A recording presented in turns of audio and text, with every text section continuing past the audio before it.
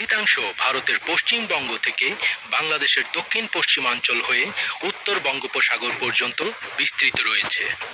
একই সঙ্গে দক্ষিণ পশ্চিম মৌসুমী বায়ু মিয়ানমারের আকিয়ার উপকূল পর্যন্ত অগ্রসর হয়েছে এবং আরও অগ্রসর হওয়ার অনুকূল পরিবেশে রয়েছে।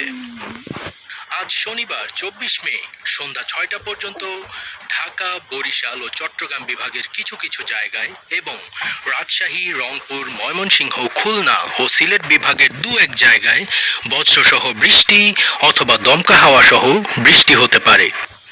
এ সময় সারা দেশে দিন ও রাতের তাপমাত্রা প্রায় অপরিবর্তিত থাকতে পারে।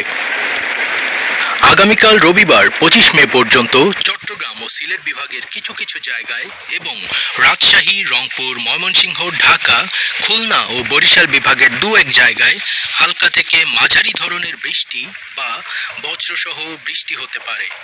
তাপমাত্রা এই সময়ও প্রায় অপরিবর্তিত থাকতে পারে।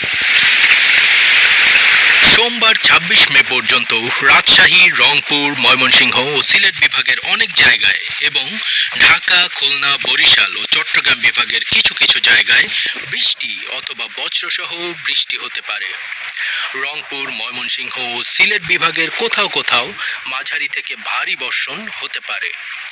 এ সময় দিনের তাপমাত্রা কিছুটা কমলেও রাতের তাপমাত্রা অপরিবর্তিত থাকতে পারে।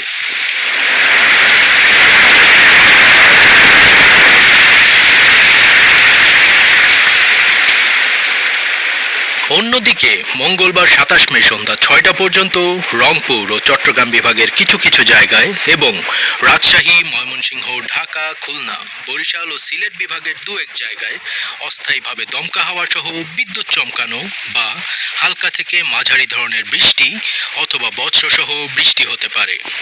তবে এই সময়ে রাতের তাপমাত্রা প্রায় অপরিবর্তিত থাকলেও দিনের তাপমাত্রা কিছুটা বৃদ্ধি পেতে পারে।